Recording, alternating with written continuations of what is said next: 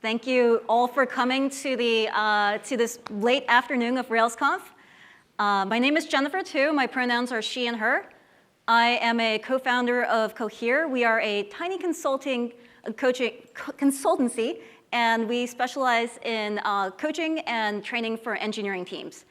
My co-founders, Z Spencer and Betsy Hable, are in the room, so come talk with us after if you're interested. Before I co-founded Cohere with these two amazing people, I worked as an employee at both small companies and big companies, first as a developer and then later as a manager. A few years ago, I was working at this job, and I noticed I was feeling a little stressed by it. And I also noticed I had started to drink a little bit more. I went from a glass or two a month. I didn't used to drink very much. Then it was a glass or two a week, a glass or two a day, especially on those days when I was skipping my evening workouts to get work done. And when I noticed this, I took some drastic measures and went for mandatory self-care. I went dry, and I stopped consuming alcohol. I set hard stops for when I left work in the evening, and I didn't allow myself to work again until I returned in the morning. I did allow myself to return early. And I used my evening cutoff time as an enforcement to get myself to my workouts in the evening. Before I tell you how that went, I want to take a moment and explore a little bit about how we think about self-care.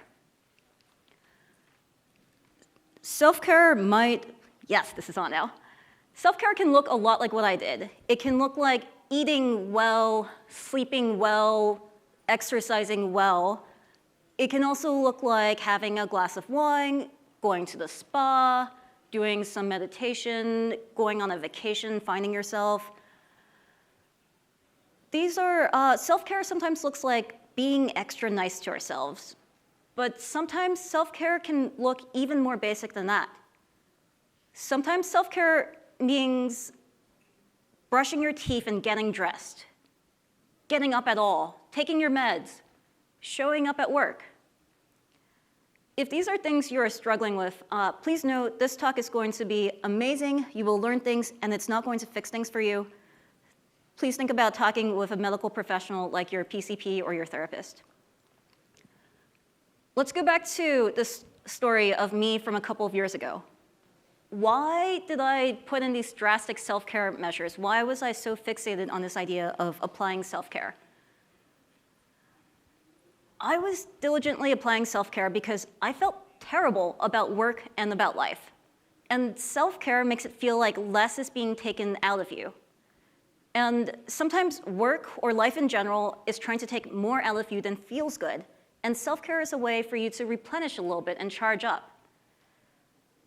At this job a few years ago, I felt like I was depleted, like my batteries were running low. When I started that particular job, though, things were going great. I found this new workplace with people I liked and respected. I had all of this promise of career growth. Things were looking good for me. Home life was also going pretty well. I probably had some complaints like you're loading the dishwasher wrong or things like that. But for the most part, I was content with my life. I had like fun complaints. And maybe that's where you were too, of your batteries were charged and things were okay. And then you got hit with some other life stuff, like maybe your housing situation destabilized, or your dog had to go for an emergency vet visit. You're doing okay, but you could use a break. This was where I was when I had an unexpected death in the family. And at the same time, work was changing and getting more stressful. For you, maybe you got assigned to a project that was running behind, or you got a new manager, maybe you had a reorg. You're still doing okay. Things aren't as easy as they were before. For me, this was the point at which I noticed my alcohol habits were changing, that my exercise patterns were changing. And that's when I started to apply self-care and work on recharging my battery. And maybe you tried it too. Maybe you prioritized yourself and your family. You got that sleep, the exercise, that time to yourself, and you were feeling a little bit better. But work kept asking for more from me. And life after a family death takes up a surprising amount of time. Maybe for you, your housing situation destabilized more, your dog had to go to the vet again. You've been applying self-care, and at the same time, you're not as resilient as you were when you were at your very best.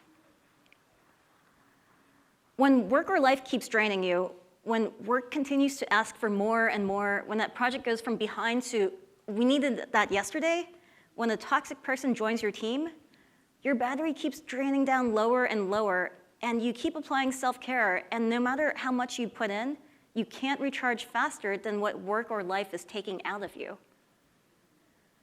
At this job, my workload was way too much for a single person to take on, and I felt terrible because I was trying to do it anyway. And I was doing all of this self-care, sleep, exercise, sobriety, and I still felt pretty terrible. No matter how much self-care I applied, I couldn't stop how much more that work was taking out of me. I couldn't reduce the stress of my life in general after this family loss. And my battery just kept going down lower and lower. And this is the part of self-care that we do not talk about. We don't talk about how there is a limit to how much self-care can recharge you. This is my schedule from that job. You might not have an hour commute like I did, but no matter what, you have a limit to the number of hours in your day. If you want to get really great sleep, that's going to be 8 or 9 hours dedicated to that. You need to go to work and eat while you're at work, so that's another 8 or 9 hours. So that leaves you 6 to 8 hours every day in which you can eat, shower, do the adult chores that you definitely do, like opening the mail or running the dishwasher, commuting if you need to commute. You still need time to do the other things that recharge you, like spending time with your family and friends, exercising, those regular other things. And if you're overwhelmed, if you're burned out, and you need to spend time on self-care to recharge, where does this time come from? Do you take it from the time that went into sleeping, or do you take it from seeing your friends and family? What do you do when you need less taken out of you, and work or life or the world in general keeps taking more? I want to talk about someone we all know and love who is in a very similar situation. This is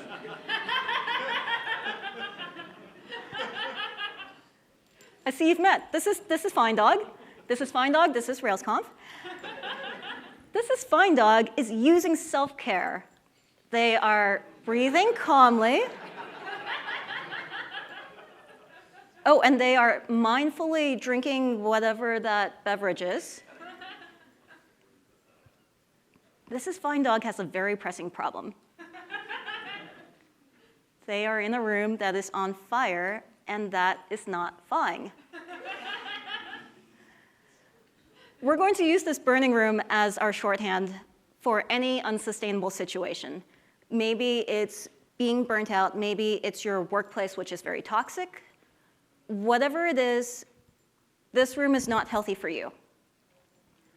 Both you and This is Fine Dog have some choices ahead. First, you need to face your situation.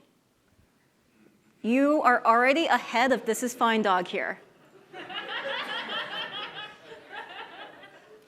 Ask yourself this question: is your room on fire? This is Fine Dog does not realize that they are in a room on fire, or maybe they do and they want to ignore it. So they're doing their even breathing meditation, they're drinking whatever that is, and they're returning to working in the room on fire. What about you? Is your room on fire? Sometimes rooms are only hazardous to us. Maybe everyone else you work with is a Charmander or a fire mage.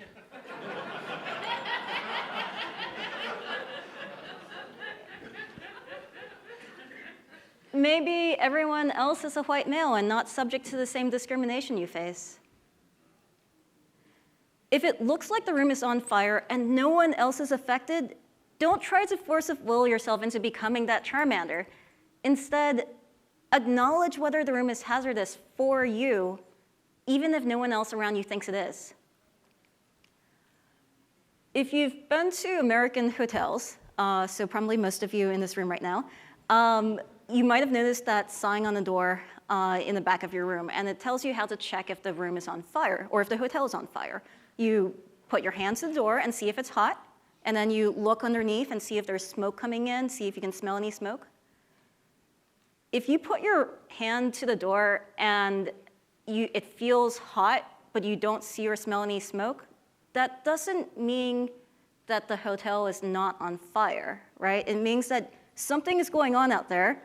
It's probably not good. You're missing some signs of fire, but that does not mean it's not on fire, or not on fire, whichever way that double negative goes. This is the same thing for when you're detecting burnout. I want to give you a checklist, just like the hotel checklist, for if you are in a room on fire. And just like the hotel, you might not meet every one of those, or even most of them, but that doesn't mean you're not in a room on fire. Ultimately, you are the one in your situation, and you are the one who calls whether or not that situation is on fire for you. Your checklist for if your room is on fire is changes in your habits. So think about, is your media consumption, is it changing? How much are you spending time on YouTube, on Twitter, on Facebook? Is that changing? How about how you socialize? Are you seeing your friends more or less? Are your daily habits changing? Is it easier or harder to get up or to go to bed or to do anything? If you're not sure if you're in a room on fire, if you find yourself arguing with your friends that you're not really, that technically it's not a room on fire, that other people in the room have it way worse than you, you probably are in a room on fire. Even if no one else in that room is affected by it, it's not healthy for you in there. At this point, some of you might be slowly realizing, she's right. I am in a room on fire. If that's you, this next slide was written just for you. You are not stuck. You have choices. They might not be choices that you like, but you do have choices. You can make it out of this situation, but you must face your options and choose. I made a flowchart so that way you can make this easy. When you are looking for change, there are 3 things that you can attempt to change. First is your internal state. Next is what is external to you that you can change. And then the third is what is external to you that you cannot change. So these are 3 things that you can attempt. That means that there are 3 actions that you can take out of that. You can stay in the room that is on fire and change your internal state in some way to make that acceptable. You can stay in the room and change what is external to you and fight that fire and make it less on fire for you. Or you can recognize there is nothing that I can change that is within my power to change that must be changed in order for this room to be acceptable to me, and therefore I must flee the room. I like that last one, so we're going to start there. Sometimes the only thing that you can do when you are in this room on fire is to run screaming out of the exit. Whatever your room is, you quit it, you leave. Maybe it's a job, maybe it's a boss or another person, maybe it's the entire industry. Whatever it is, it's not healthy, get yourself out. There is no shame in fleeing the room on fire. Even if you have the power to stay in the room, even if you have the power to stay in the room and make it not on fire, that doesn't mean you have to. And there is no shame in leaving the room because you choose to do so.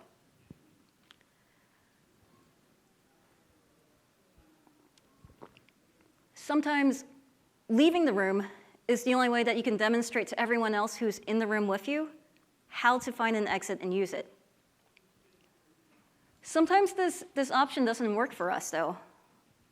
What if you are financially supporting other people? What if you are an immigrant on a visa and your boss keeps making these jokes about you taking time off?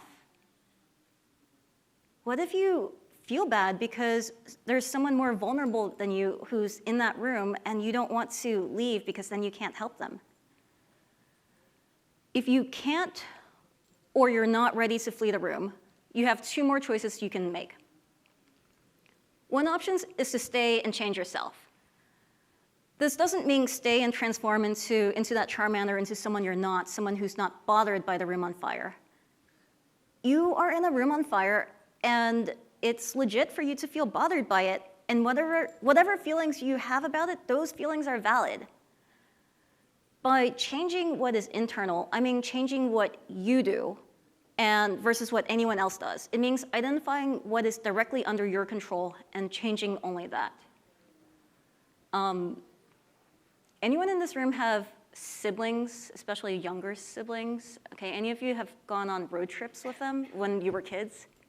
Okay, so all right, here's an example you might understand. You cannot stop your younger brother from playing, "I'm not touching you, I'm not touching you." Like, that is not something you can really control, but you can like turn to the window, look for cows, look for out-of-state license plates, and just feel exasperated and put upon. And that is an example of what you do instead of what anyone else does. The reason why you might want to pick this option first, to stay in the room and change what is internal, is when you are exhausted, when you are burnt out, it can be really, really hard to tell the difference between what you can change and what you cannot change.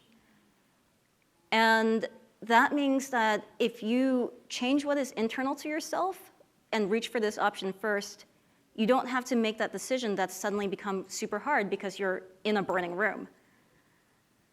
One of the things you can do to change yourself is to apply more self-care and choose how you spend the hours in your day. You can change how much and what you sleep, eat, and spend your non-work waking hours on. You can choose what your work hours, what that quantity is. Sometimes this works. Sometimes you were on a stressful project, and that was your burning room, and it ends. You survived it. Things go back to normal, and your battery goes back to full. I want to take a look at how this might play out. This is a little status graph of our battery and time. I'm going to mix up the axes a little bit, so try not to think too hard about it. Our batteries are charged, and our home and work lives are steady state. Our self-care investment is also at a steady state.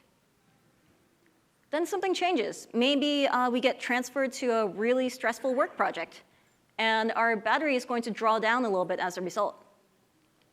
So we kick up the self-care a notch, and we get to recharge our battery levels a little bit.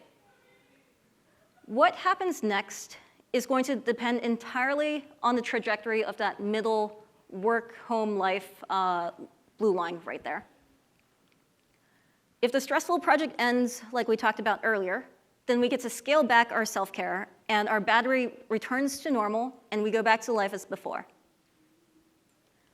If the stressful project continues, or maybe it stops but gets replaced with some life problems, or a different work problem, then we need to maintain our high levels of self-care to keep our battery charged. The problem comes when, where am I? There we go. The problem comes when work or life keeps ramping up what it needs out of you. And at some point, you're going to hit this max because you've only got that 6 to 8 hours of non-sleep, non-work time. You're going to hit this max of how much self-care you can apply, and your battery is going to quietly drain away. When this happens, it might feel like you can't do enough. You can't give enough to your work to meet the demands. You can't perform enough self-care to feel okay with what you're outputting. You can't accept where you are because it is unacceptable. If you've hit that point, the healthiest thing for you to do is flee the room, get yourself out. Find a new job, find a new industry, ditch the relationship, whatever it is, get yourself out. But if you are at a point where you're ahead of the curve and you're looking ahead and you are anticipating the curve and you can see where you're headed, you might still have time to try one more option. Change what is external to you that you can possibly change. Stay and change the room. You might be wondering how you can tell when this is possible. If you are This Is Fine Dog, you cannot change the room by telling it, room, stop being on fire. You have to go for what is possible to be changed and make that change. In your workplace, maybe your room is a stressful project. You probably can't change that project, but you can change its impact on you. If your room is a toxic person, you also probably cannot change that person, but you could change their impact on you. So here's how you do that. First, think about what change is possible. For the stressful project, maybe what you could change is whether or not you are on that project. And I want you to go ahead and imagine that possibility. Don't worry about the implementation details. Just imagine the possibility that you are no longer on this stressful project. And kind of feel for yourself, does it feel like that would make the room not be on fire for me? Would that be enough for me to feel good about work? If it would, then that's the change you should aim for, and that goes on to the next step. Think about who can help make it happen. There are two groups of people I want you to think about. The first is who can authorize the change to go through. For the stressful project, that's probably your manager who does that, and it's your manager who is the person who can say, yes, you can leave this stressful project and go do this other thing. The other set of people I want you to think about is who can help you make it happen. So for example, maybe there's another project that you know is healthy and you would be happy to be working there. So you could go talk with the PM, talk about how much you like the project, talk about the ways that you can see yourself contributing to them, and ask for the PM's help to petition your manager. That PM is an example of someone who can help make that change possible. And there are lots of people like that. Just look around and find people to ask for help.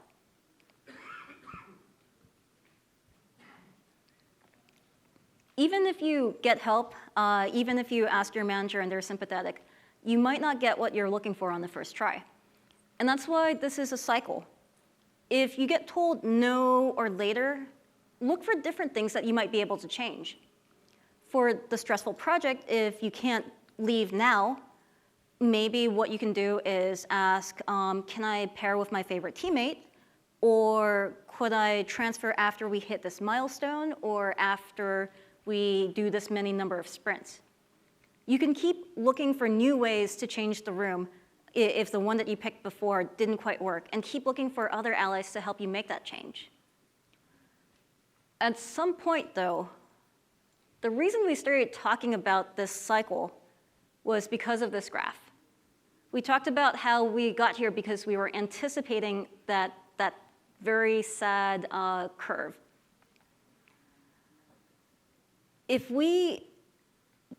It's possible to catch up to that curve and hit that point after you've done a lot of trying to change the room, trying to make it healthy for you. And while you're trying to do that, work and life keeps going on, and you don't get that break. If you hit that point at which you've maxed out self-care and there's not more that you can do, you can't stay in that room. There is a saying that's attributed to Martin Fowler. He says, we can change our environment or we can change our environment. You can either modify the environment to be acceptable, or you can swap out the environment for a different one. If modifying the environment isn't successful, don't keep trying to ask for different ways to get off that project. Keep an eye on your battery and change your environment. Go back to your other option and flee the room.